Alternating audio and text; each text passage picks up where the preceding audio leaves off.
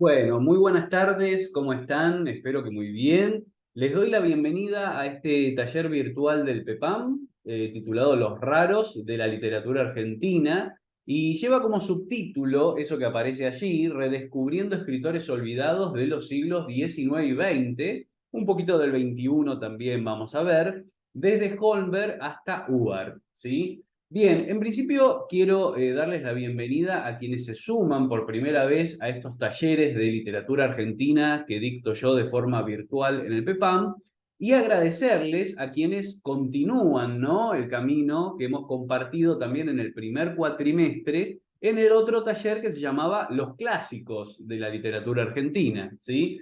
Bien, me quiero presentar antes que nada. Mi nombre es Damián Lima, soy profesor y licenciado recibido en letras en la Universidad Nacional de La Plata. Ya desde hace un par de años que vengo dictando talleres tanto de literatura como de escritura creativa en el PEPAM. Los de literatura que yo dicto, que son tanto presenciales como virtuales, se separan en tres tipos de talleres distintos. Uno es este que vamos a compartir ahora a lo largo de este cuatrimestre, que es los raros de la literatura argentina. Después vamos a ver a qué hace referencia esto de los raros, de dónde viene, ¿no? Y los otros tipos de talleres son los clásicos de la literatura argentina, que vendría a ser la contraparte, la contracara de los raros, y uno que se llama los nuevos de la literatura argentina, donde vemos todas obras de autores contemporáneos y que están escribiendo ahora, ¿sí? Bueno, después, como les decía, también dicto talleres de escritura creativa de forma presencial en el PEPAM y cada tanto algunos más cortitos, ya sea bimestrales o talleres de verano, sobre alguna temática especial, generalmente relacionada con la literatura argentina. Por ejemplo, ahora dentro de poco voy a dictar uno sobre un escritor, que es César Aira, un escritor muy interesante, y el taller va a estar enteramente enfocado en ese escritor, ¿sí? Bueno, pero esos son los presenciales. Acá, en nuestro ámbito virtual, bueno, tenemos ventajas y tenemos desventajas, ¿no? Lo bueno es que podemos organizarnos y tomar el taller a nuestro tiempo, a nuestra manera, vamos leyendo de a poquito, viendo los videos que yo voy a ir subiendo semana a semana al aula virtual, y lo pueden hacer con su gusto y cuando ustedes quieran. Lo malo que tiene es que no podemos vernos, lamentablemente, y no podemos conversar, pero sí vamos a tener espacio para intercambiar ideas, ¿sí? En principio, ustedes van a encontrar en cada una de las clases en el aula virtual un espacio de foro, ¿sí?, donde ustedes pueden ingresar y escribir y comentar todo lo que quieran sobre el autor que vimos en esa clase, lo que les haya llamado la atención, alguna lectura que hayan hecho, comentarios, cualquier cosa que ustedes quieran lo pueden poner ahí, incluso si se relaciona el autor con alguna experiencia propia de ustedes, o si ya lo habían leído en el pasado y qué les había parecido, ¿no? También ese texto o ese autor. Bien, por otro lado también esta modalidad de la virtualidad incluye algún encuentro de tipo sincrónico, eso lo habrán leído, ¿sí?, que ahora estamos intentando incorporar encuentros de forma sincrónica para que nos podamos ver, encontrar, charlar, aunque sea un par de horas por día, un par de horas en un día, ¿sí?, en un encuentro.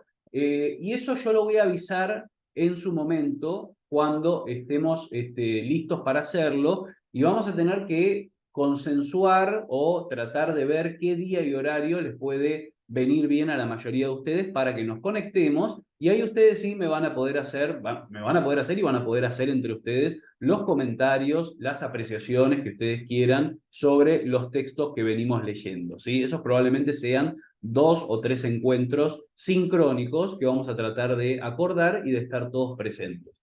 Bien, en principio les comento, la modalidad del taller incluye el hecho de que ustedes acceden al aula virtual, van a encontrar en la pestaña que dice General todas las lecturas que tienen que hacer a lo largo del taller, ¿sí? Y van a encontrar también un archivo que se llama Guía de Lecturas. Ahí van a tener marcado por cada uno de esos textos de esos autores el número de páginas, los capítulos, los cuentos, en caso de que sea una selección de cuentos que tienen que leer para este taller. De todas formas, esta clase que voy a darles hoy, que va a ser muy breve, va a ser un poco más breve que las demás, o al menos eso pretendo, pero siempre después me termino yendo por las ramas y no puedo contenerme y termina quedando larga igual, pero pretendo que sea una clase breve donde les voy a ir mostrando uno por uno los autores que vamos a leer a lo largo del taller y los textos que vamos a abordar de cada uno de esos autores, ¿sí? Así que si les parece, comenzamos ya mismo. Ahí tenemos entonces clase número 1, que es esta, presentación del taller, y después al final vamos a hablar un poquito de qué es esto de los raros, ¿no? De la literatura argentina, que no tiene que ver con que escriban raro, de forma exótica o algo parecido, sino que simplemente viene a contraponerse a la figura del clásico que todo el mundo conoce, todo el mundo lee, ¿no? Podemos recordar nombres como, no sé, Borges, Mansilla, Roberto Art, Juan José Saer, son como autores muy canonizados de la literatura argentina, y acá lo que vamos a ver son autores que en su momento también quizás fueron muy leídos y muy estudiados incluso, pero bueno, el paso del tiempo hizo que de a poquito se fueran olvidando y se fueran transformando en raros, ¿sí? Bueno, vamos a comenzar entonces, eso lo dejamos al final, y les voy a empezar a mostrar uno por uno cuáles son los autores que vamos a leer y abordar en este taller. El primero va a ser este que están viendo aquí, Eduardo Ladislao Holmberg, ¿sí? Un escritor nacido en 1852, fallecido en 1937. La primera parte de nuestro taller va a ser de escritores del siglo XIX, ¿sí? Nuestro recorrido de autores y textos va a ser de tipo sincrónico, en el sentido de que vamos a ir avanzando temporalmente, ¿sí? Vamos a ir recorriendo la línea de tiempo y avanzando cronológicamente desde los más antiguos, los que escribieron en el siglo XIX, hasta los más contemporáneos, ¿sí? Holmberg, obviamente, lo vamos a ver con mayor detalle cuando lleguemos a su clase, a la que va a ser la siguiente, la segunda clase de este taller, pero fue un precursor en todos los aspectos de la literatura argentina que podamos imaginar, y no es muy recordado, no es muy reconocido ni recordado. Además de escritor, fue naturalista, científico, viajero, un montón de cosas. Fíjense, a ellos les puse algunas de sus obras más notables, ¿sí? Viaje por la Patagonia, allá abajo tenemos Viajes a Misiones del 87, 1887, o sea que recorrió el país y escribió sobre su fauna, flora, sus minerales, una serie de escritos impresionantes, pero además de todo eso, fue un innovador absoluto en dos géneros muy importantes, casi les dirían tres géneros muy importantes, que todavía no se usaban o no se escribía sobre ese tipo de géneros en el siglo XIX, y Holberg es el primero que los introduce en la literatura del Río de la Plata o la literatura argentina, y son concretamente la ciencia ficción, el policial y el género fantástico, ¿sí? Esto que vamos a leer nosotros, que lo van a encontrar ahí, ahora igual vamos a pasar a la próxima filmina donde van a ver bien la obra que vamos a leer, pero es casualmente esta obra que aparece allí remarcada, que dice Viaje maravilloso del señor Nick Nack, de 1875. Ahora lo vamos a ver, pero es prácticamente la primera obra de ciencia ficción, ¿no? Podemos, una proto-ciencia ficción, la primera obra argentina, y que de hecho se anticipa a nivel mundial a muchas obras de ciencia ficción muy importantes. Ahora lo vamos a ver por qué, ¿sí? Horacio Calibán o Los Autómatas, ese libro que aparece ahí abajo de 1879, es un libro también del género ciencia ficción o fantasía, que incluye la aparición de robots, ¿sí? Y normalmente cuando se habla de robots en la literatura, se piensa en el escritor estadounidense Isaac Asimov, que empezó a escribir, bueno, en el siglo XX, ¿no? En la década del 20, del 30. Pero acá lo tenemos a Holmberg ya escribiendo desde Argentina una historia de robots, de autómatas, en 1879, ¿sí? Pensemos que son los años donde, no sé, José Hernández, bueno, por ejemplo, en Viaje Maravilloso del Dignac, ¿no? Del 75. Estamos en los mismos años en que Lucio Mansilla está escribiendo una excursión a los indios ranqueles, José Hernández está escribiendo el Martín Fierro, y acá no lo dice ahí todavía, pero el viaje maravilloso de Ignac que escribe Holberg es al planeta Marte. O sea, mientras Mansilla está escribiendo un viaje a los Ranqueles y José Hernández también escribe sobre el gaucho y sobre la pampa en el Martín Fierro, Holmberg está escribiendo sobre viajes a otros planetas, ¿sí? Anticipándose a la obra de Wells, por ejemplo, de Verne, una cosa increíble. Finalmente, las obras que figuran al final, ¿no? La Bolsa de Huesos y Cuentos Fantásticos, inauguran en el Río de la Plata el género fantástico, perdón, sí, el género fantástico, los cuentos fantásticos, pero el género policial, esa obra que se llama La Bolsa de Huesos, es el clásico policial que tiene un misterio, que hay un detective y que lo tiene que resolver, ¿sí? Que ya existían ejemplos en otras literaturas, ¿no? Tenemos los casos de, bueno, Conan Doyle, por ejemplo, con Sherlock Holmes, pero, o, bueno, la obra pionera de Edgar Allan Poe también, que inaugura el género policial, pero en este caso Holmberg lo hace acá, en el Río de la Plata, primero que cualquiera, y es un tipo de género que va a tener larga trayectoria y perspectiva a lo largo de toda la literatura argentina, ¿sí? Llegando incluso hasta Borges, y más también, obviamente.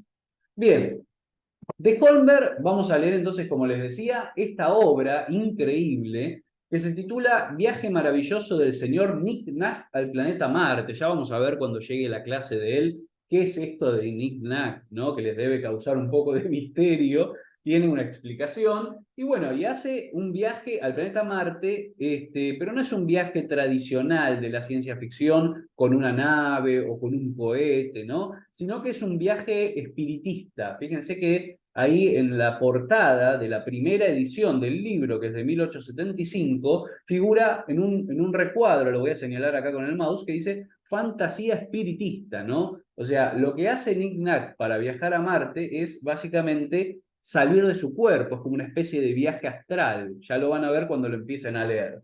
Y lo que tienen que leer ustedes de esta obra, que la van a encontrar, como les decía, en la pestaña general del aula, y ahí están todas las lecturas organizadas en carpetas, lo que ustedes tienen que leer son el capítulo 1, 2, 3, 4, 5, 6, 7, 8 y ojo acá, 11, ¿sí? O sea, los primeros 8 capítulos que van desde preocupaciones del autor hasta misterios, y después van a saltar al capítulo 11, que es la ciudad marcial. Por supuesto, yo les comparto el PDF de la obra entera, toda la novela completa. Así que si ustedes quieren leer un poquito más o quieren incorporar alguno de los otros capítulos, no hay ningún problema, incluso mejor, por supuesto, pero durante la clase yo me voy a referir a las cosas que ocurren en esos capítulos concretamente. ¿Sí? Porque no nos da el tiempo, realmente nos encantaría poder leer todas las obras completas y las novelas completas, pero no nos da el tiempo, ¿sí? Tenemos unas clases que tienen que durar entre una hora y media, y bueno, para analizar una novela completa nos llevarían varias clases de ese tiempo, ¿sí? Bien, paso a la próxima lectura. Nuestra autora, nuestra primera autora del siglo XIX, Juana Manuela Gorriti. Bueno, una escritora excepcional, además de escritora también periodista, intelectual, poeta. Bueno, ya vamos a ver lo que logró Gorriti, una cosa increíble en el siglo XIX. Ahí tenemos, bueno, la fecha de nacimiento de 1818 a 1892, ¿sí? Y algunas de sus obras notables, tenemos Sueños y Realidades, El Pozo de Yossi, ¿sí? Que es una novela del 69, Panoramas de la Vida, Misceláneas. Estas son obras, las misceláneas normalmente incluían ensayos, poemas, cuentos breves, ¿no? Es una obra que, como lo dice bien el título, incluye una variedad heterogénea de distintos textos de la autora. Y ahí ahora llega, sí, dos de sus obras más importantes que tenemos ahí, que son Oasis en la Vida, de 1888, y La Tierra Natal, de 1889. Son dos novelas, las dos novelas más importantes de Juana Manuela Gorriti. Después tenemos este libro, que es justamente el que vamos a leer nosotros acá, y espero que les guste, les va a encantar, porque es una cosa increíble lo que hace Juana Manuela Gorriti en esta obra, que es Cocina Ecléctica. Ahora les muestro bien. Y finalmente, Veladas Literarias de Lima, porque claro, Juana Manuela Gorriti vivió mucho tiempo en Lima y ella llevaba adelante unas veladas de salones literarios donde concurrían mujeres intelectuales, hombres intelectuales, y leían, escribían, bueno, hacían recitaciones, tocaban música, por supuesto, así que todo eso ella lo compendió en un libro que terminó publicando en 1892. Bien, y la obra que vamos a leer, como les decía, es esta que se llama Cocina Ecléctica. Esto es una maravilla, yo les digo, no solo es o pretende ser un recetario de recetas de comidas de toda Latinoamérica, ¿sí? Porque lo que hace Juana Manuela Gorriti es escribirle a un montón de mujeres conocidas, que además de mujeres conocidas eran intelectuales y escritoras de toda Latinoamérica, ya lo vamos a ver cuando lleguemos a su clase, y le solicita que le envíen recetas de sus tierras natales, recetas que conocieran desde jóvenes, ¿no? Que por ahí eran de sus abuelas, incluso de sus madres, que le envíen recetas de distintos platos. Y ella entonces compendia este libro con todas las recetas que le envían estas mujeres, pero ¿qué pasa? Además de enviarles las recetas propiamente dichas, dentro de esos textos, de esas recetas, incluyen historias, anécdotas, cuentos. Entonces termina siendo este libro un anecdotario, un cuentario y un recetario escrito por una gran cantidad de mujeres de forma colaborativa, de mujeres intelectuales de toda Latinoamérica. Es una cosa increíble y absolutamente insólita para su época, ¿no? Es único en su ejemplo este libro, es único bueno, por eso les digo, seguramente les va a gustar mucho, se lee muy fácil, les va a dar un poco de hambre cuando lo lean también, seguramente, porque, bueno, produce un poco de apetito realmente por la lectura de la preparación de todas estas comidas, ¿no? Y como les digo, presten atención cuando lo lean, ya lo vamos a ver, a el tema de las historias que están incluidas, las historias y las anécdotas que vienen incluidas en cada una de estas recetas. Ahí tienen todos los capítulos que tienen que leer, no son solamente esos, ahora voy a pasar a la siguiente filmina, son muchos, pero tengan en cuenta que cada uno de de estas recetas ocupan una carilla o media carilla, son realmente muy breves algunas de ellas. Y bueno, como figura ahí, ¿no? Tienen primero el prólogo, después de la categoría sopas, esas dos que están ahí, salsas, pescados, tamales, rellenos, pasteles. Paso a la siguiente página. Tenemos empanadas, frituras, aves. Acá esta es la parte como central del libro que dice ramillete de confecciones a la alta gastronomía. Así que ahí hay como unas comidas un poco más elaboradas y realmente las anécdotas y los cuentos que vienen con esas comidas son muy, muy jugosos.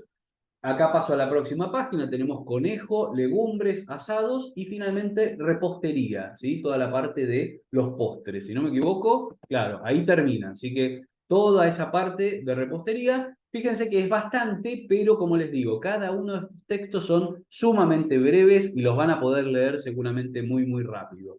Bien, paso a nuestro siguiente autor rápidamente. Nicolás Olivari nació en 1900, acá ya entramos en el siglo XX, dejamos a nuestros dos autores, nuestro autor y nuestra autora del siglo XIX. Olivari nació en 1900, falleció en 1966. Es reconocido principalmente por su obra poética, fue, digamos, más poeta que narrador, aunque escribió muchísimo también en cuanto a prosa y narraciones, ¿sí? Los libros que aparecen ahí, por ejemplo, La Musa de la Mala Pata, el primero, El Gato Escaldado, ¿sí? Son libros de poemas, son libros de poesía.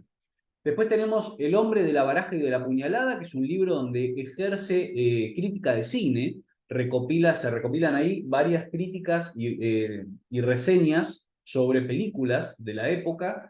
La mosca verde, Carne al sol, que es un conjunto de cuentos. La noche es nuestra, El almacén, también un libro de cuentos. Finalmente, Mi Buenos Aires querido, ¿sí? Que recopila también algunas crónicas y cuentos. Para que sepan esto, digamos, para que sepan lo que vamos a leer nosotros, A Nicolás Olivari lo podemos pensar como el lado B o la contracara de Roberto Art, ¿sí? ¿En qué sentido? En el sentido de que Roberto Art se pasó toda la vida escribiendo lo que ustedes quizás conozcan, que son las aguafuertes porteñas, ¿sí? Eran unas crónicas de la ciudad, ¿no? Él salía en modo cronista, observaba la ciudad, las costumbres, los lugares, los tipos, las personas que habitan los rincones de cada rincón de la ciudad, y eso lo trasladaba a crónicas que publicaba en un diario, en un periódico, ¿sí? En el caso de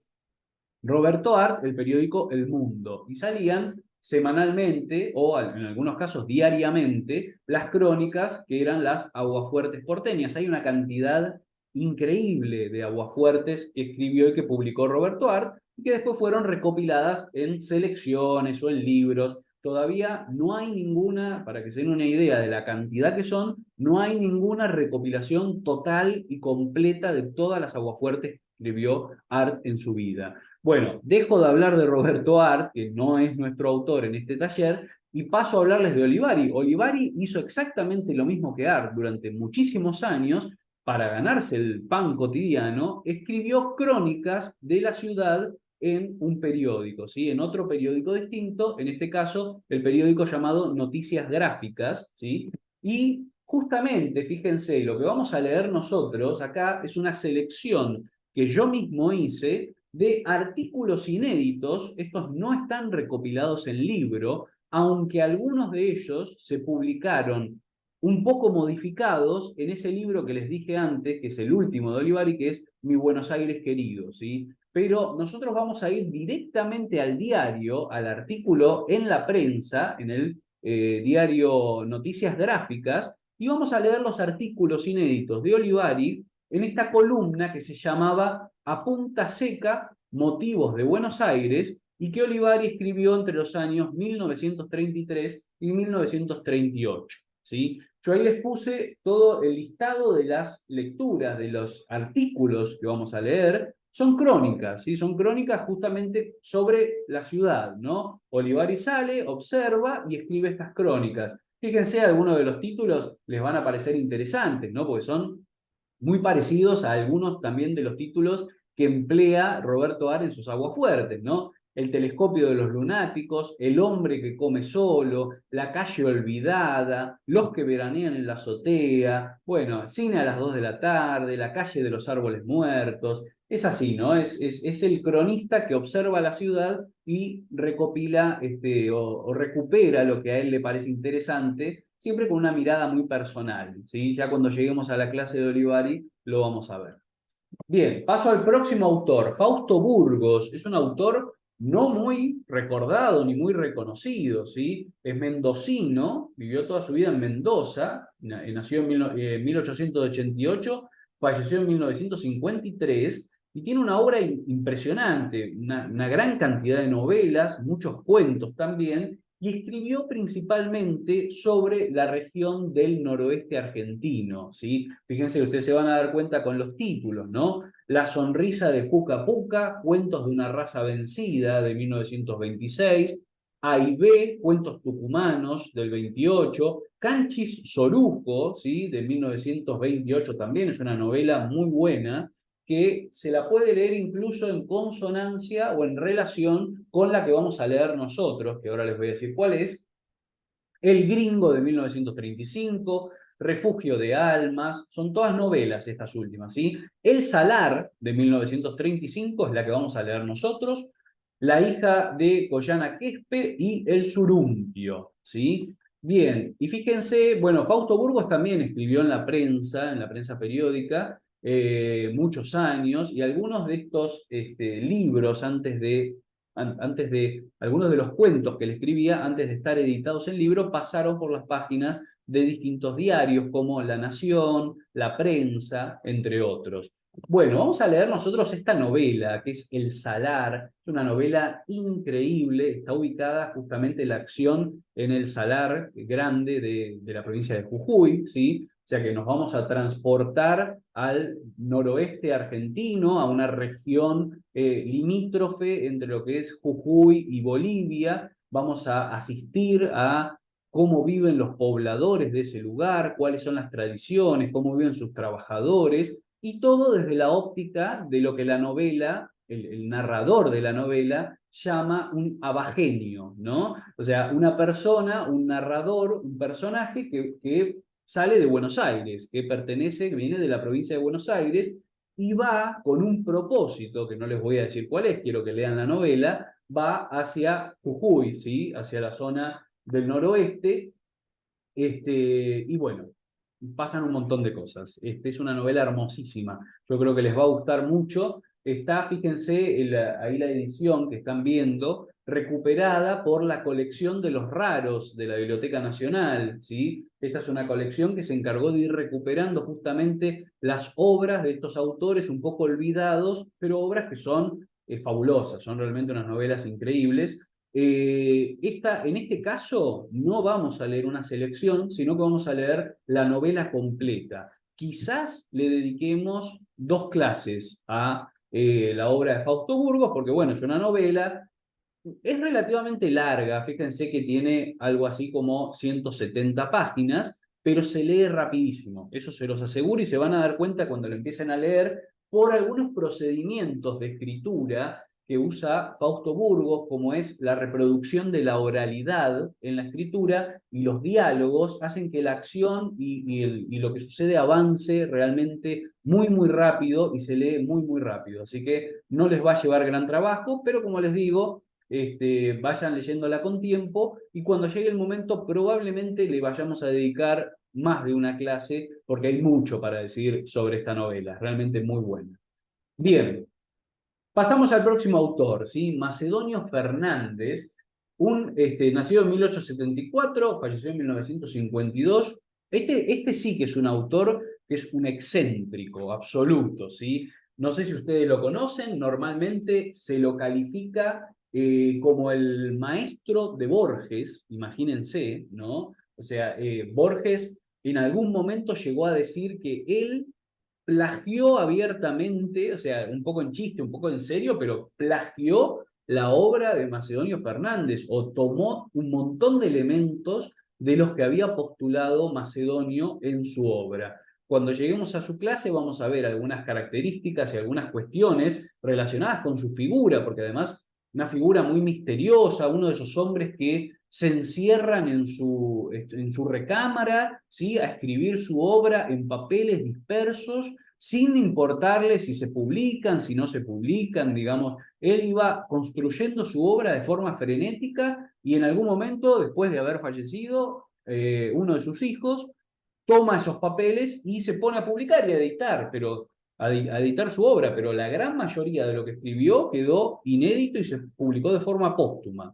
Bueno, dentro de su obra no solo hay ficción, sino que también ha escrito algunos textos muy filosóficos, ¿sí? Incluso uno de los atributos de Macedonio, además de escritor y de intelectual, es el de metafísico. Él se consideraba a sí mismo un metafísico y, por ejemplo, su primera obra, No toda es vigilia, la de los ojos abiertos, son una serie de ensayos de metafísica, de filosofía, pero mezclados y envueltos en una capa de narración y de narrativa, o sea que siempre hace como una mezcla muy interesante Macedonio en sus escritos.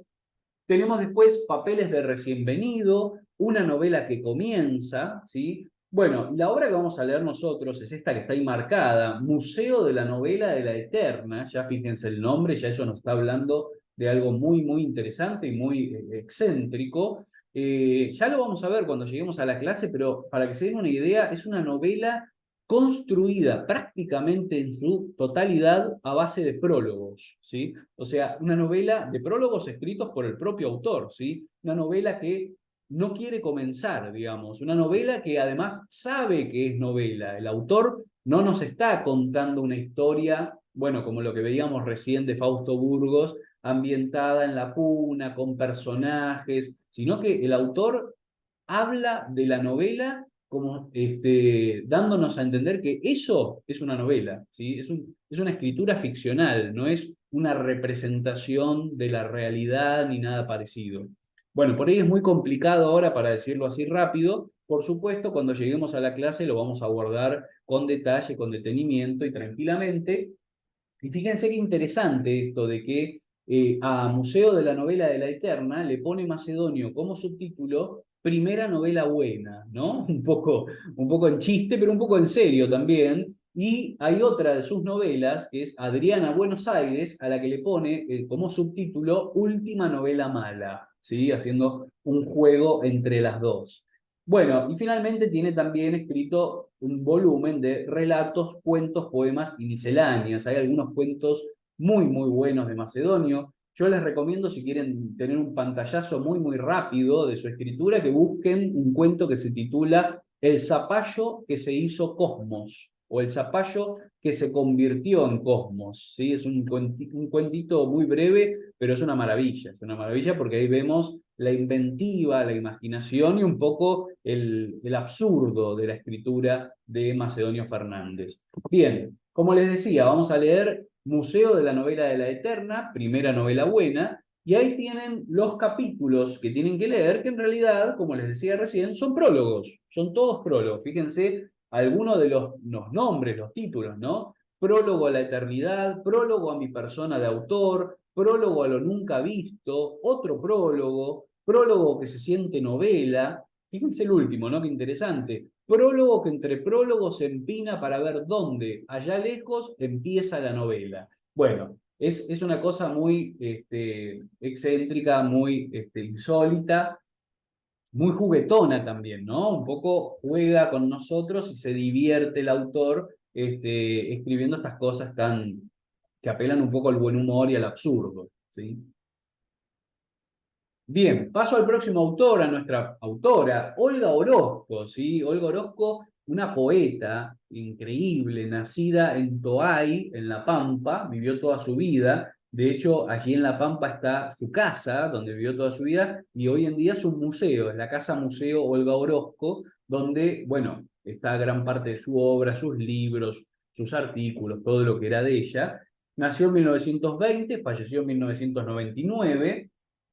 La gran parte de la obra suya, gran parte de sus escritos son de poesía, ¿sí? Es una escritora que la podemos relacionar directamente con la poesía. Por ejemplo, Desde lejos, del 46, Las muertes, Los juegos peligrosos.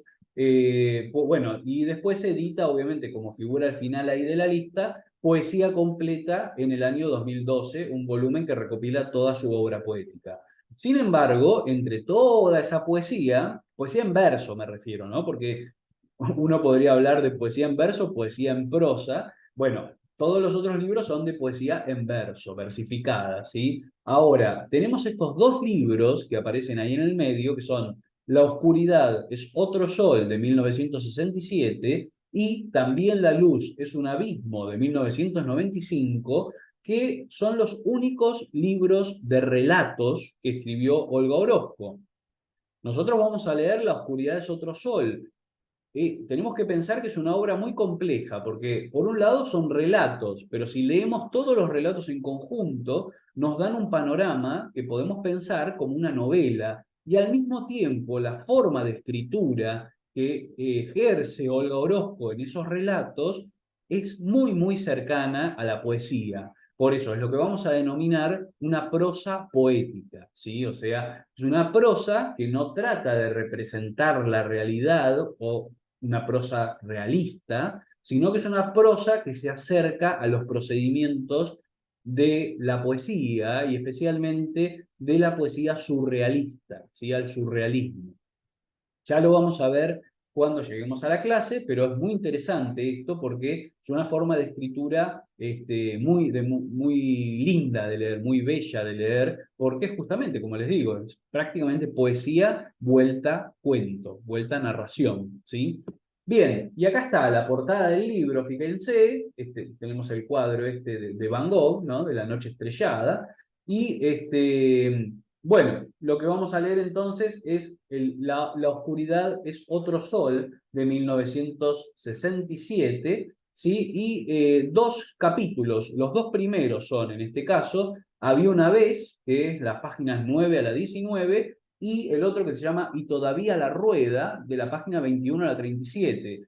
El libro tiene algo así como 10 capítulos en total. Yo solamente escogí estos dos porque, como les decía antes, es una obra muy compleja y va a requerir que lo lean con mucho detenimiento y que vayan poco a poco porque por momentos se vuelve un poco difícil, ¿sí? Porque es una prosa muy tenida de poesía, ¿sí? Así que para que lo puedan leer con tranquilidad y quizás incluso ensayar una relectura de cada uno de estos capítulos, yo solamente les doy para que lean esos dos que son bastante breves, ¿sí?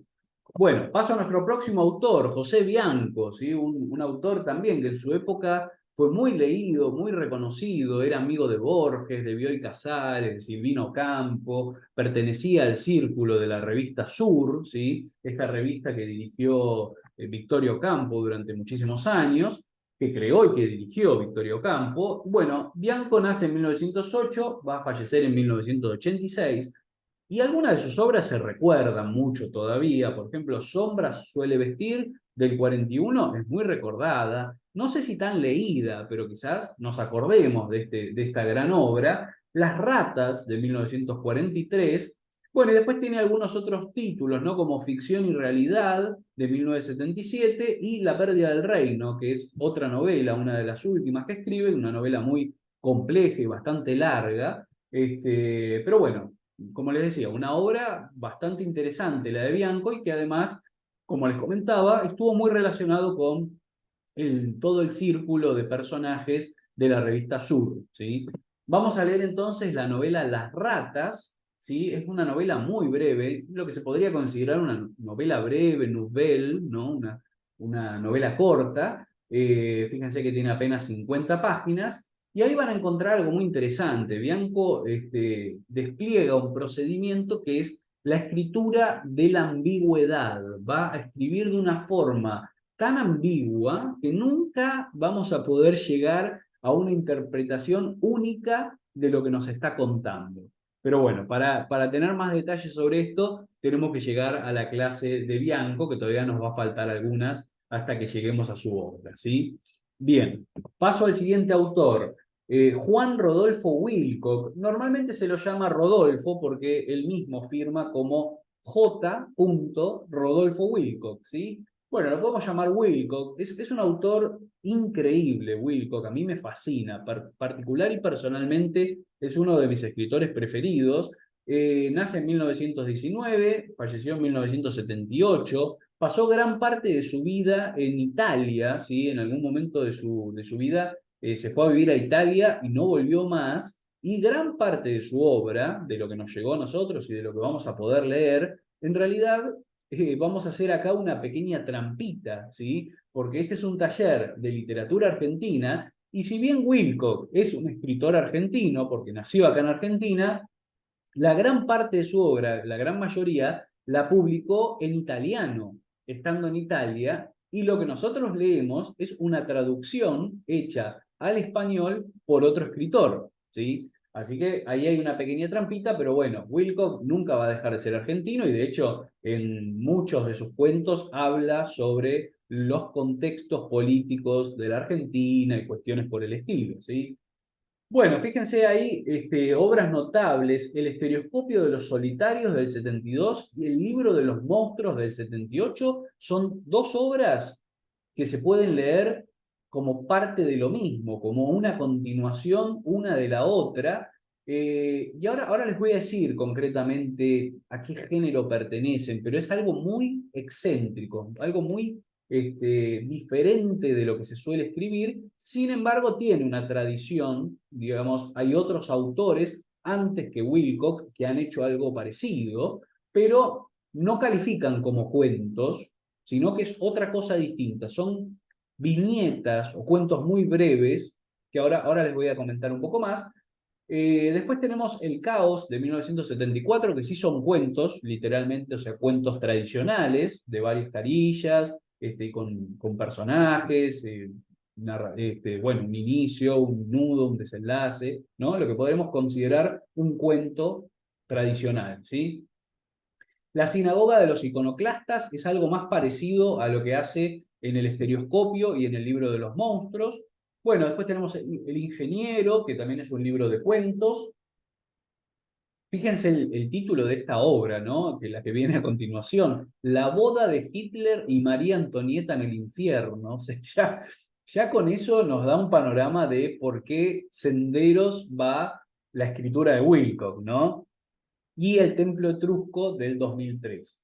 Bueno, como les decía, vamos a leer los textos algunos textos de El estereoscopio de los solitarios y El libro de los monstruos. Son viñetas muy breves que apelan especialmente al absurdo, al humor, a lo cómico, pero siempre detrás de todo eso hay algo serio y hay algo profundo, ¿sí? Ustedes ya lo van a ver cuando lo lean. A mí me resulta una de las lecturas más interesantes y más espectaculares que he hecho. Realmente es algo muy importante, muy impactante lo que escribe Wilcock, muy diferente de todo lo que podemos encontrar en otros autores.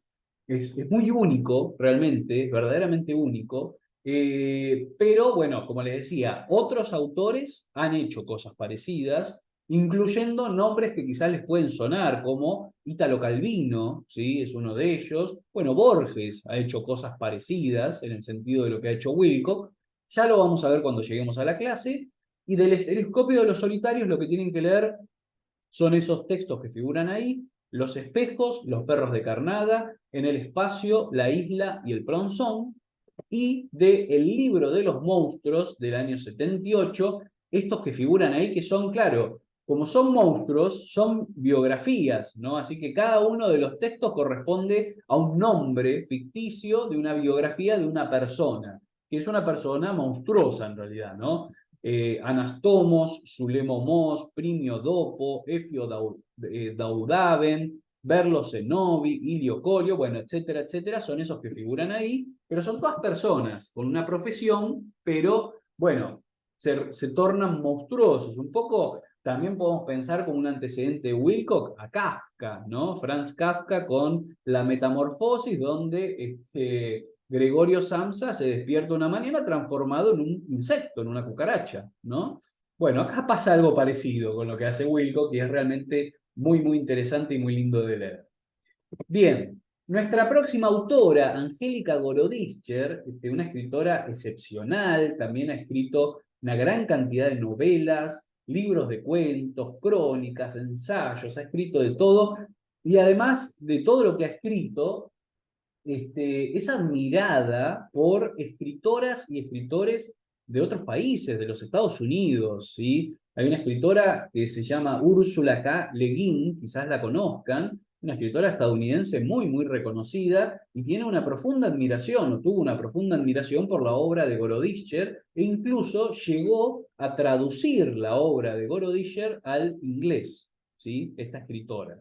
Así que estamos frente a una escritora muy importante de la Argentina. Nació en 1928, falleció en el 2022, muy recientemente. Es una escritora muy importante además de un género, o de dos géneros, que podríamos considerar, que son la ciencia ficción, por un lado, y la fantasía, ¿no? La fantasía podemos pensarla en el sentido de Tolkien, ¿no? Del Señor de los Anillos. Bueno, más modernamente podemos pensar en Juegos de Tronos, ¿no? Ese tipo de obras. Por ahí anda un poco la escritura de Angélica Gorodischer. Tenemos como obras notables Trafalgar, de 1979, es quizás su obra más conocida, Trafalgar, muy buena, muy recomendable.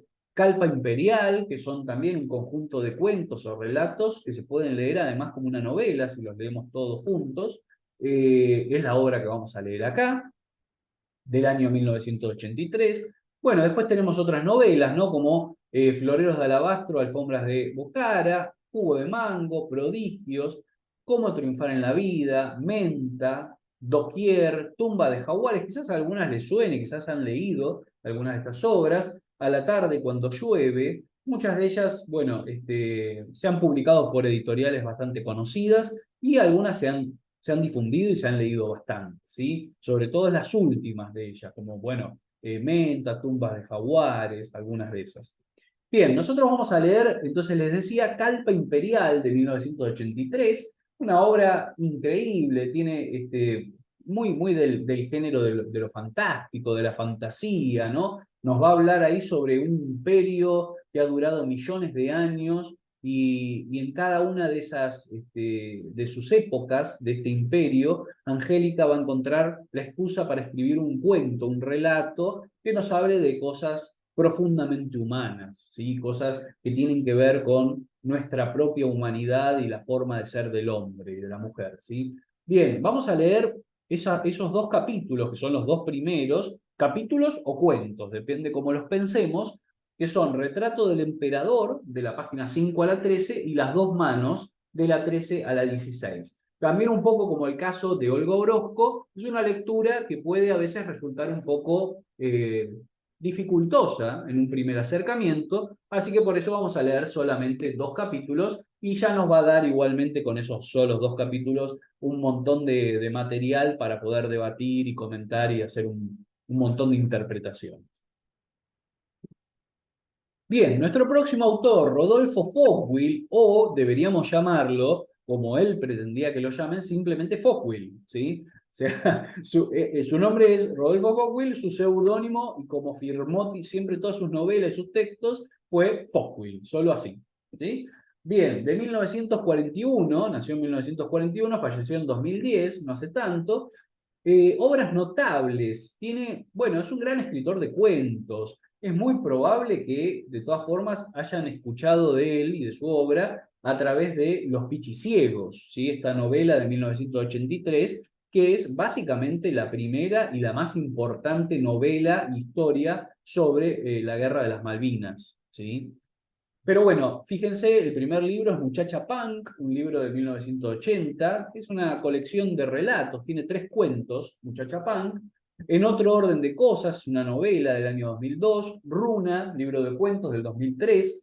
Bueno, toda su obra cuentística se recopila en el 2009 en cuentos completos y su obra poética en poesía completa en el 2016. Y tiene finalmente ese libro que figura ahí del 2013, La Gran Ventana de los Sueños, un libro, una obra póstuma, que, como lo indica el título, es una recopilación, un conjunto de la edición de todos sus sueños, todos los sueños, o bueno, al menos los que llegó a recordar y a escribir, ¿no? Todos los sueños que llegó a escribir Fockwil durante su vida están en ese libro. Es algo interesantísimo porque, bueno, hay otros escritores que también han plasmado sus sueños y existen ediciones. Bueno, recién hablábamos, por ejemplo, de Kafka, ¿no? Kafka escribió sus diarios, los diarios de Franz Kafka, en dos volúmenes y algunos editores se han encargado de extraer de esos diarios solo los sueños y han publicado los sueños de Kafka, ¿no? Por separado. Bueno, acá Fockwil hace algo parecido, en realidad lo hacen sus herederos y publican todos los sueños que Fockwil escribió a lo largo de su vida. Bueno, y lo que vamos a leer nosotros en realidad pertenece a cuentos completos. Yo les puse cuentos completos porque son dos cuentos, pero que están en dos libros distintos, ¿sí? Que se publicaron originalmente en dos libros diferentes, ¿sí? Bien, perdonen. En principio les decía, estos dos cuentos que vamos a leer son Muchacha Punk, ¿sí? Que aparece publicado en el libro Mis Muertos Punk, ¿sí? Es uno de los primeros libros que publica Fockwil y uno de esos cuentos es el que se titula Muchacha Punk y el otro es un cuento titulado Los pasajeros del tren de la noche que aparece en Pájaros de la Cabeza, otro libro de cuentos de Fockwil, ¿sí? Así que, bueno, para evitarnos este embrollo de que son dos cuentos de dos libros distintos, directamente podemos tomarlos de cuentos completos y leerlos de ese volumen, ¿sí? Así que esos son los dos cuentos que vamos a leer, dos cuentos de estilo y temática muy distintos, muy diferentes. En Muchacha Pang van a encontrar un relato sobre un viaje y que tiene características muy modernas, de cuento muy moderno, mientras que los pasajeros del tren de la noche es una crónica, un cuento que uno podría asimilar con la época de la dictadura, ¿sí? Con el contexto de la dictadura, también de la Guerra de las Malvinas. Es una lectura un poco más profunda, ¿no? Y más densa en su sentido moral, podríamos decir. Bien, nuestra próxima autora, la anteúltima, si no me equivoco, ya estamos llegando casi al final, es Ana María Yua. Nació en 1951, es una escritora que todavía vive y sigue escribiendo y publicando. Ana María Yua, a pesar de que ha escrito novelas y cuentos, es principalmente reconocida por ser la mayor exponente de la Argentina del género que se llama microrelato, ¿sí? O sea, este género de los microrelatos, que son cuentos absolutamente breves, sintéticos, que no tienen que superar las 150 palabras, ¿no? Que llevan a que la autora, que la escritora en este caso, tenga que tener un nivel de síntesis y un nivel de plasmación de lo que quiere decir impresionante. Bueno, ella es la mayor cultora del género. Acá incluso tiene libros sobre cómo escribir microrelatos, ¿sí? También no solo libros de microrelatos, sino de técnica para la escritura. Y ha escrito hasta la fecha 6 libros de microrelatos. Entre ellos, los que figuran ahí son, por ejemplo, La Sueñera, Fenómenos de Circo, y fíjense que, bueno, La Guerra, también del 2019, es de microrelatos, y en el 2017 se empezó a recopilar todos los microrelatos de Ana María Yua en un único libro que es Todos los universos posibles, microrelatos reunidos. Después tiene también, como les decía, algunas novelas como Los amores de Laurita, ¿no? Y cuentos comunes, que no serían micro, sino cuentos comunes, que están recopilados, la gran mayoría de ellos, en Que tengas una vida interesante, cuentos completos del 2009. Bien, nosotros vamos a leer los textos de dos libros de microrelatos de Ana María Yua. Uno de ellos, La Sueñera, de 1984, es el primero que ella publica. Una característica que tienen los libros de microrelatos de Yua es que siguen un eje temático único, ¿sí? O sea, todos los cuentos, todos los microrelatos se relacionan o están basados en un único tema. En el caso de La Sueñera, los sueños, obviamente, ¿no? El mundo onírico, o sea que son 250 en total, son 250 microrelatos sobre el mundo de los sueños y lo onírico, ¿no? Los sueños que también incluyen pesadillas, obviamente, y también incluyen insomnio, ¿no? Sueños, insomnio, pesadillas. Bueno, lo que vamos a leer nosotros son los que figuran ahí, es una selección, ¿no? No tienen títulos, sino que solamente están numerados, el 1, el 2, el 6, el 7, ¿sí? Ustedes obviamente pueden leer más, si quieren yo les voy a compartir el libro completo, pero tenemos que leer esos para aquí. Y como les decía, son una gran cantidad porque son verdaderamente muy breves, o sea, lo van a poder leer cada uno de ellos en unos pocos segundos. Son unos cuentos breves, breves, muy brevísimos, ¿sí? Y además de La Sueñera, del otro libro, Fenómenos de Circo, del año 2011, todos esos microrelatos que aparecen ahí. Algunos de los de Fenómenos de Circo son un poquitito más largos, pero no mucho. Ninguno va a superar una carilla, o media carilla incluso les diría. Bien, y ahora sí, pasamos a nuestra última autora, ¿sí? La última escritora que vamos a leer en este taller es Eve Uart, como lo anticipaba el nombre, ¿no? Desde Holmberg hasta Uart.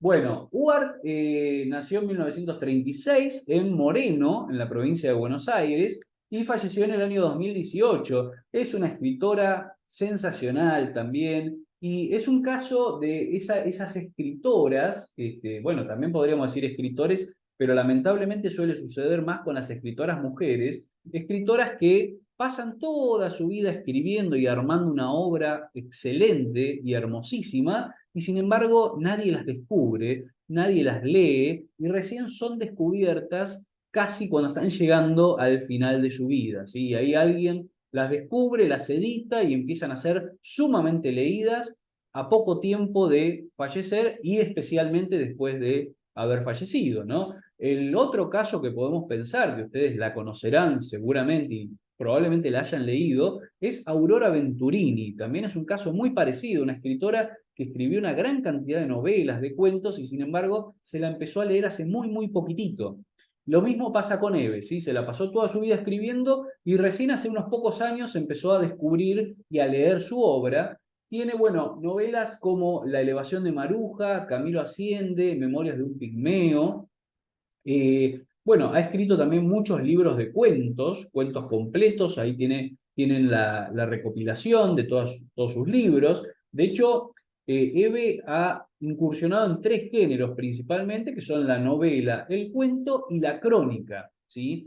Y hace unos pocos años la editorial Adriana Hidalgo empezó a recopilar en volúmenes esos tres géneros, ¿no? Entonces, por ejemplo, hay un volumen que es cuentos completos, y ahí están todos los cuentos de Eve. Otro que es novelas completas, están todas sus novelas, y un último que es crónicas completas, ¿sí? Están todas las crónicas. Bueno, en cuanto a materia de crónica, tenemos, por ejemplo, el título que aparece ahí, Viajera Crónica, del 2011, Visto y Oído, del 2012, y en este caso Animales, ¿no? Que es el libro que vamos a leer nosotros, que es un libro hermosísimo del año 2017. Aquí se los muestro. Animales es un libro que podemos considerar, por un lado, como crónicas, ¿sí? Son una serie de crónicas, pero también ensayos, ¿sí? El género, lo que define al género ensayo es el hecho de que, bueno, ahí puede entrar cualquier cosa, lo que quiera decir el autor puede estar en un ensayo y normalmente tienen una mirada muy personal, ¿no? Hay una óptica muy propia y muy personal de quien está escribiendo, ¿sí? En este caso son un conjunto de crónicas o ensayos relacionadas todas con los animales, ¿sí? Hay, por ejemplo, visitas de Eve al zoológico o visitas a una estancia, a una granja, cosas que ella leyó en libros sobre animales, cosas que vio en documentales o en películas, y de todo ese material ella construye estos textos, ¿sí? Tenemos que leer esos capítulos que figuran ahí, o esas crónicas que figuran ahí, Mi historia con los animales, Los bichos de azul, Las aves, Un libro para pensar, Los naturalistas en el siglo XIX, Cercanías y Rarezas, ¿sí? Bien, y con eso terminamos entonces la presentación de los autores, las autoras y los textos que vamos a leer a lo largo de este taller de los raros de la literatura argentina. Muy rápidamente les cuento de qué va esto de los clásicos y los raros, ¿no? Como dice ahí, las derivas del canon en la literatura argentina. Y fíjense que tenemos en principio este libro publicado por Rubén Darío a fines del siglo XIX, 1897, si no me equivoco, un libro que escribe Rubén Darío, el poeta nicaragüense, al cual le pone de título Los Raros, ¿sí? ¿Y qué incluye Darío ahí como raros? Bueno, toda una serie de escritores que no eran tan leídos, o algunos sí, pero que desde su perspectiva merecían este calificativo de raros, de excéntricos, ¿sí? En cada uno de ellos, Rubén Darío encontraba algo especial, algo que los convertía en una rareza, ¿sí?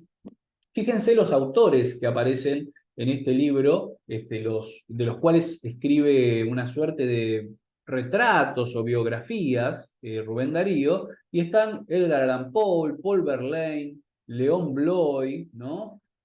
Bueno, fíjense que muchos de los nombres, bueno, el Conde de Lautremont, Ibsen, José Martí, ¿no? Es muy heterogéneo y muchos de los nombres que aparecen ahí hoy en día ya no los recordamos, ya no los conocemos, o al menos se han ido perdiendo, ¿no? Eso es lo que sucede con los raros, escritores que en su momento se destacan, pero que después van siendo progresivamente olvidados. Y eso tiene que ver con esta colección, o sea, el primero que escribe algo bajo ese título, Los Raros, es Rubén Darío. Y la Biblioteca Nacional le pone, en honor a Rubén Darío, ese nombre a su colección de libros de los raros, ¿sí? Fíjense, les leo lo que dice, la forma en que la Biblioteca Nacional presenta esta colección de libros, que dice: la colección Los Raros se propone interrogar los libros clásicos argentinos que han corrido la suerte de la lenta omisión que traen el tiempo y el olvido de los hombres, ¿sí? Fíjense esto, ¿no? la lenta omisión que trae el tiempo y el olvido. Ser clásico es lo contrario de ser raro, es su espejo invertido, su destino dado vuelta. Toda política editorial en el espacio público busca volver lo raro a lo clásico y hacer que lo raro no se pierda ni se abandone en la memoria atenta del presente. Es decir, hay una intención de volver a recuperar a esos autores que en algún momento fueron muy leídos y que luego sufrieron el olvido que trae el paso del tiempo, porque obviamente la canonización de ciertos libros, el hecho de que ciertos libros y ciertos autores se vuelvan clásicos, implica una exclusión de otros, necesariamente, porque si no, todos se volverían clásicos y no podría ser, ninguno lo sería, ¿no? Entonces, para que algunos se conviertan en clásicos, otros tienen que ir desapareciendo, básicamente, o irse olvidando. Y esos son los que se van volviendo raros. Y acá la colección de la Biblioteca Nacional trata de rescatar esas obras. Y es lo mismo que tratamos de hacer nosotros en este taller, lo que trato de hacer yo, ¿no? Que leamos, volvamos a leer autores que hoy en día podemos considerar raros, pero que en su momento fueron muy leídos, muy estudiados y muy admirados, ¿sí? Y recuperemos esos. Yo les puse ahí algunas de las portadas de estos libros que publica la Biblioteca Nacional. Fíjense las obras que están consideradas dentro de la colección Los Raros. Tenemos Viaje Maravilloso del señor Nignac al planeta Marte de Holmberg, que vamos a leer nosotros acá. Vivos, Tilingos y Locos Lindos, ¿sí? De Francisco Grandmontaigne. Pablo, La vida en las Pampas, de Eduarda Mansilla, ¿sí? Eduarda Mansilla, la hermana de Lucio B. Mansilla, una autora increíble, y Pablo, La vida en las Pampas es una obra hermosísima, realmente. Yo, de hecho, la estoy dando ahora en otro taller, que es el de los clásicos, que estoy dando de forma presencial, a pesar de que, de que Eduarda Mansilla está publicada en la colección de los raros. Yo me tomé el atrevimiento de incorporarla en un taller de clásicos porque me parece que lo amerita, que realmente amerita su presencia ahí, ¿sí? Bueno, fíjense el otro, ¿no? Historia funambulesca del profesor Landormi, de Cancela, El Tempe argentino de Marcos Sastre, y tenemos como final El Salar de Fausto Burgos, ¿sí? Que también vamos a leer en el contexto de este taller. Bueno, hay muchísimas más, si ustedes googlean o buscan la colección de los raros, hay muchísimos títulos de estos autores que supieron ser clásicos y ahora se transformaron en raros, ¿sí? Bien, similar a la colección de los raros, hay una colección que dirigió el escritor Abelardo Castillo, que en vez de ponerle el título Los raros, decidió él ponerle Los recobrados, ¿no? Y fíjense la descripción que hace Abelardo Castillo de esta colección de libros. Dice, cuando uno es joven cree que todos los libros van a estar para siempre. Con los años descubre, como tantas otras cosas, que la realidad no es amiga de los absolutos. Demasiados libros que nos parecieron inevitables o eternos un día desaparecen de los estantes de las librerías y de los catálogos editoriales. He tenido una reiterada e ingrata experiencia a la hora de recomendar una obra que consideraba esencial. Ya no existe, salvo, a veces, para las generosas librerías de viejo. Se podría hacer un canon alternativo de la literatura argentina con libros que ya no están. Y fíjense ahora los autores que va a nombrar Abelardo Castillo como autores que no están más, ¿no? En ese momento y que son necesarios recobrar, ¿sí? Bunch, Lynch, Holmberg, Manauta, Alfredo Varela, Cancela, Pedroni, Eduardo Wilde, Lucio B. López, Rafael Barret, Pairó, Fray Mocho, Juan L. Ortiz, Cordón, Beatriz Guido, Sara Gallardo, Wernicke, Constantini y, hasta no hace tanto tiempo, Macedonio Fernández, José Bianco u Oliverio Girondo son algunos de los autores de esos libros. Lo fue incluso Roberto Art, hasta 20 o 30 años después de su muerte. Lo fue Leopoldo Marechal.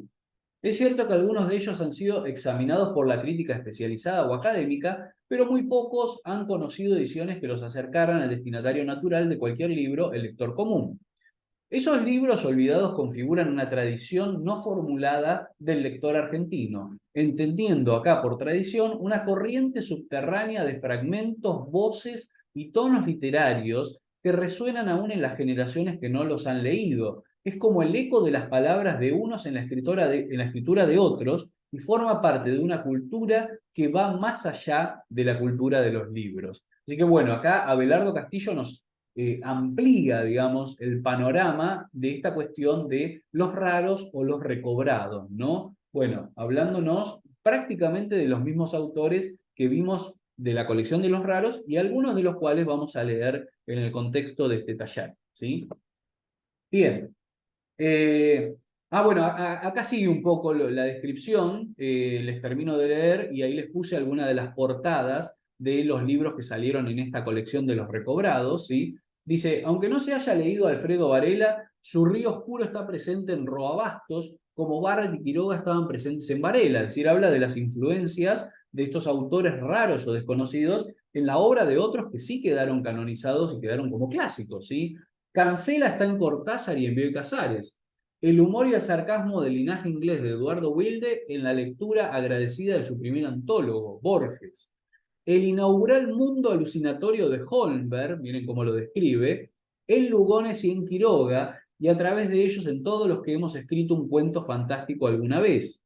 Esta colección se propone publicar algunos de estos libros ignorados e inhallables. Si recobrar es volver a tener lo que se ha perdido, si recordar es hacer presente lo que se había olvidado, esta biblioteca le restituirá al lector parte de lo que calladamente ya le pertenece, un incesante modo de ser de la literatura argentina. Bueno, y fíjense los títulos, ¿no?, que aparecen también en esta colección: Las fuerzas extrañas de Leopoldo Lugones, Enero de Sara Gallardo, Pago Chico de Pairó, Memorias de un vigilante de Fray Mocho, El cielo entre los durmientes de Constantini, El fideo más largo del mundo de Hobson, y La ribera de Bernique. Así que bueno, muy parecida y nos permite, muy parecida a esta colección, digo, y nos permite ampliar un poco el panorama de lo que nos referimos cuando hablamos de los raros en el contexto de este taller, ¿sí?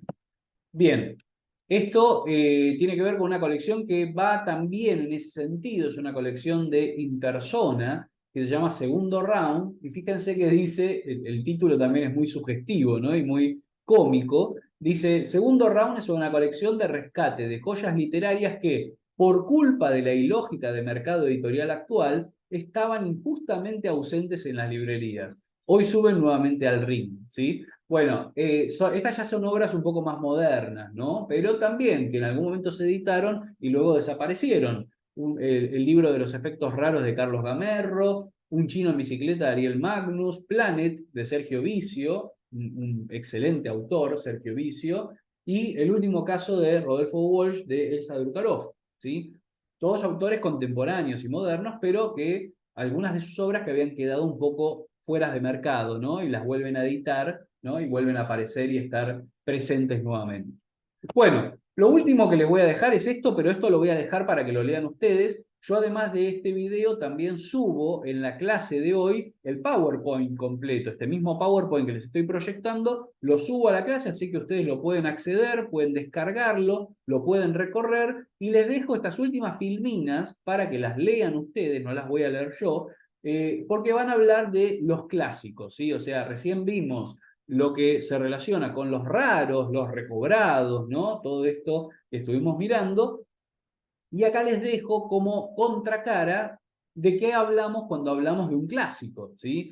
Acá tenemos la visión sobre los clásicos de Ezra Pound, un poeta que escribió este texto que es sobre la lectura, ¿no? El ABC de la lectura.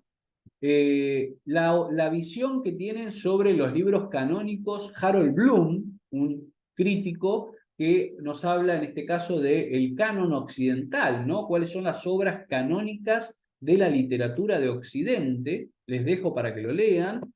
De Ítalo Calvino, en un ensayo que se titula ¿Por qué leer a los clásicos?, nos da una serie de definiciones de qué es un clásico. Y fíjense, acá les dejo la que van de la 1 a la 4, de la 5 a la 6, ¿sí? Fíjense la sexta que está remarcada, Un clásico es un libro que nunca termina de decir lo que tiene que decir. Interesante, importante, ¿no? Y de la 9 a la 12, bien, para que lean las definiciones de Italo Calvino en torno a qué podemos llamar un clásico.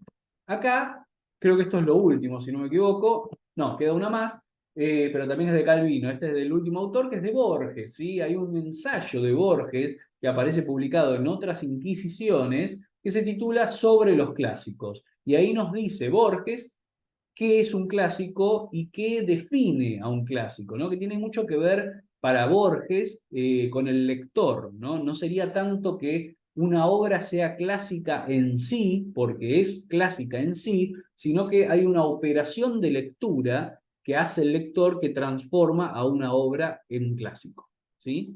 Bueno, y terminamos con esta cita de Italo Calvino, que nos invita básicamente a que cada uno de nosotros nos inventemos nuestra propia biblioteca de clásicos, ¿sí? O sea, no hablar de los clásicos en general, los que están canonizados, las obras que son muy, muy reconocidas y leídas, sino que también nosotros, como lectores, ustedes, yo, podemos tener nuestros propios clásicos, las obras que amamos, ¿sí? Y aunque no sean canónicas, ¿no? Una obra que hemos leído, que nos ha impactado, que nos ha cambiado, que nos ha hecho sentir un montón de cosas y que la consideramos como nuestro clásico, ¿sí? Como nuestra obra importante y algo que un libro que nosotros amamos, o varios libros que nosotros amamos y que tomamos por nuestros propios clásicos, ¿sí? Bueno, dejamos por ahora, por hoy, la clase acá. Ahí tuvieron entonces ya la presentación del taller y la presentación de todas las lecturas y todos los autores. Nuestra primera clase va a ser, por supuesto, la semana que viene, ya hablando y comentando la obra de Holberg, ¿sí? Recuerden, Viaje maravilloso al planeta Nignac. Tienen ahí subida al aula virtual el libro y tanto en la guía de lectura como en este PowerPoint los capítulos que tienen que leer de la novela. Bueno, terminamos por hoy entonces. Les agradezco mucho por haber estado ahí escuchando y prestando atención. Y les mando un fuerte, fuerte abrazo. Espero que estén muy bien. Nos vemos la próxima.